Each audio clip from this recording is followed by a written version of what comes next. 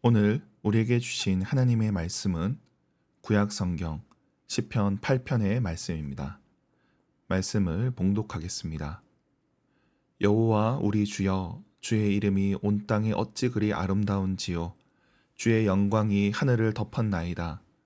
주의 대적들로 말미암아 어린아이들과 젖먹이들의 입으로 권능을 세우시며 이는 원수들과 보복자들을 잠잠하게 하려 하심이니이다.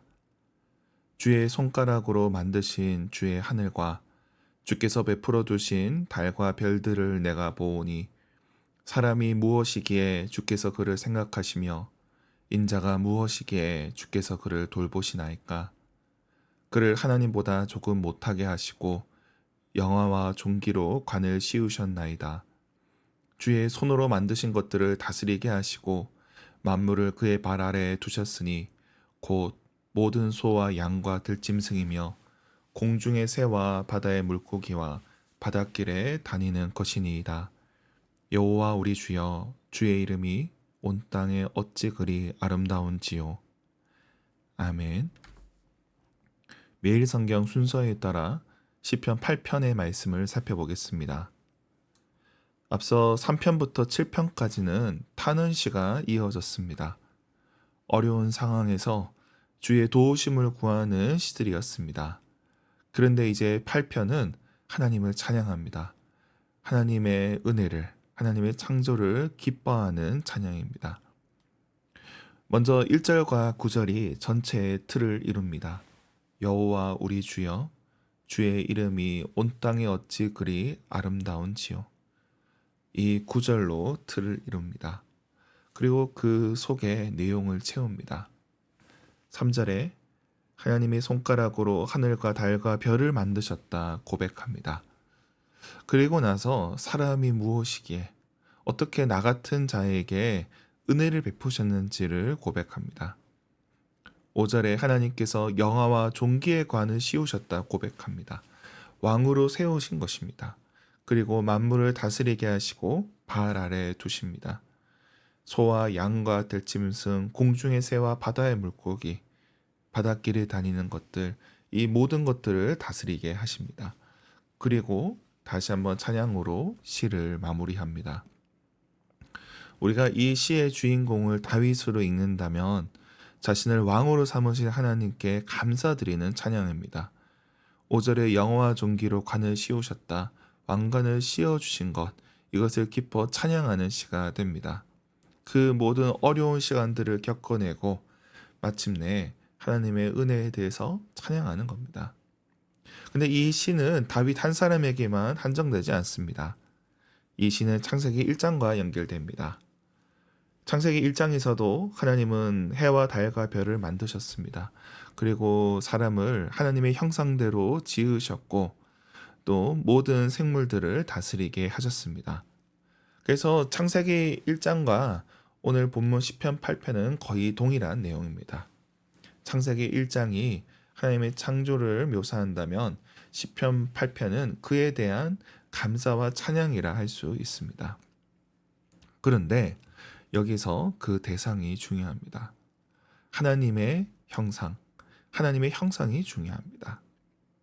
고대 사회에서는 하나님의 형상은 왕을 가리키는 말입니다. 그래서 왕은 하나님을 드러내는 사람, 하나님의 대리자로 여겼습니다. 그러니 하나님을 대신해서 그 모든 것들을 통치하게 되는 것입니다. 그래서 사람들은 왕을 통해서 자기 신을 보는 셈입니다. 그렇게 왕은 존귀한 자입니다. 근데 성경은 이 형상이란 말을 왕에게만 적용하는 것이 아닙니다. 모든 인간에게 적용합니다. 그래서 오늘 시편 8편은 다윗의 시로 표제를 붙였습니다.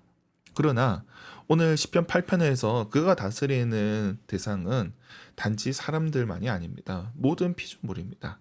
이것은 창세기 1장에 또 모든 사람과 연결이 됩니다.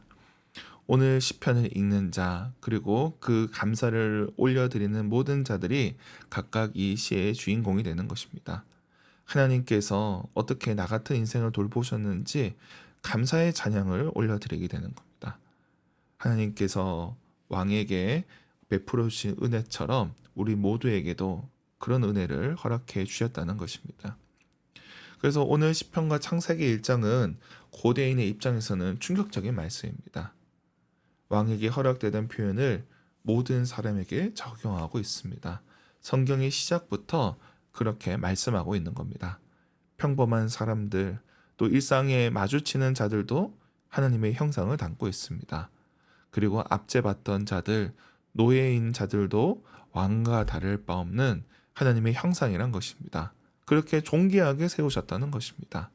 오늘 시인은 5절에서 하나님보다 조금 못하게 지으셨다 고백합니다. 자신이 얼마나 영광스럽게 존귀하게 지어졌는지 하나님보다 조금 못하다는 것이죠. 그래서 후대의 사람들은 이 말을 그대로 번역하기가 거북해서 천사보다 못하게 이렇게 읽기도 했습니다. 그만큼 우리를 영광스럽게 하셨다는 것입니다. 오늘 이 자리에 있는 우리도 마찬가지입니다. 하나님께서 우리를 귀하게 여기십니다. 소중히 여기십니다. 존귀하게 여겨주십니다. 비록 우리 사람들끼리는 급을 나누고 서로에게 차등을 두지만 그래서는 안 된다는 것입니다. 하나님께서 우리를 귀하게 여기십니다. 우리 스스로 가치를 떨어뜨리고 낮출 필요가 없다는 것입니다. 또한 오늘 말씀에서 하나님께서는 해와 달과 별을 지어 주셨습니다. 세상 사람들은 해와 달과 별을 신으로 섬길 때 우리는 그것들을 두려워할 필요가 없다는 것입니다. 이 세상 사람들이 두려워하는 권세들에 대해서 우리는 하나님의 통치 아래 있음을 기억하며 두려워할 필요가 없습니다. 그리고 마지막으로 하나님께서는 살아있는 모든 것들을 우리에게 맡겨주셨습니다. 그러므로 우리는 책임감 있게 돌봐야 됩니다. 그러므로 하나님께 속한 자들은 이 세상에 대해서 자연과 또 동물, 식물들까지도 돌보는 청지기로 살아가게 됩니다. 그렇게 존귀한 자로 하나님의 대리자로 세상을 가꾸고 돌보는 사명이 우리에게 주어졌습니다. 하나님께서 그렇게 우리를 존귀한 자로 여겨주셨습니다. 그렇게 오늘 하루 우리를 존귀히 여겨주시는 주님을 찬양하는 저와 여러분이 되길 축원합니다. 기도하겠습니다.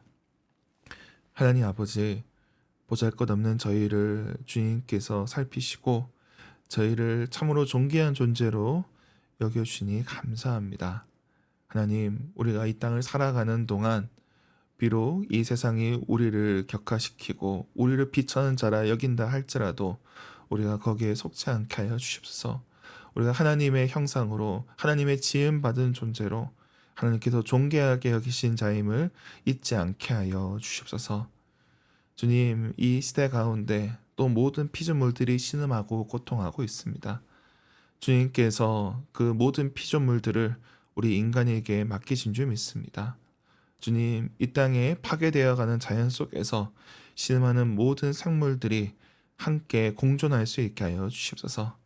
기후위기로 인하여서 또 많은 이들이 고통받고 있을 때에 주님, 우리의 탐욕을 제어하게 하시고 또 이 땅에 살아가는 모든 생물들이 주님 안에서 살아가게 하여 주십소서. 또한 세계와 열방을 위해 기도합니다. 주님께서 열방을 다스려 주시고 주님의 평화가 오게 하여 주시옵소서. 주님, 모든 전쟁이 그치게 하시고 주님의 통치만 드러나게 하여 주시옵소서. 또한 이 나라, 이 민족 가운데 주님께서 함께 하여 주시고 주의 이름으로 우리가 하나 되게 하여 주시옵소서. 남과 북이 복음으로 만나게 하시고 또 변화되게 하여 주시옵소서. 지금은 서로 갈등하고 반목하고 대립하고 있지만 그러나 주님, 이 민족이 하나 될 날이 속히 오게 하여 주시옵소서. 또한 우리 가운데 연약한 지체들을 위해서 기도합니다. 주님께서 병상에 있는 지체들, 또 연로하신 부모님들, 또 저들과 함께 하여 주시고 강건하게 하여 주시옵소서. 넘어지지 않게 하여 주시옵소서. 또한 태의 열매를 놓고 기도하는 가정들이 있습니다. 주님께서 저들에게 생명의 기쁨을 허락하여 주시고 우리가 주님께서 또 저들을 돌보신 것을 깨달아 알게 하여 주시옵소서. 또한 각자의 삶 가운데 주님의 은혜를 구하는 자들이 있습니다. 주님께서 저들에게 은혜를 베풀어 주시옵소서. 오늘 하루 우리 삶의 모든 일들 가운데 함께하여 주시옵소서. 감사드리며 예수님의 이름으로 기도드립니다. 아멘.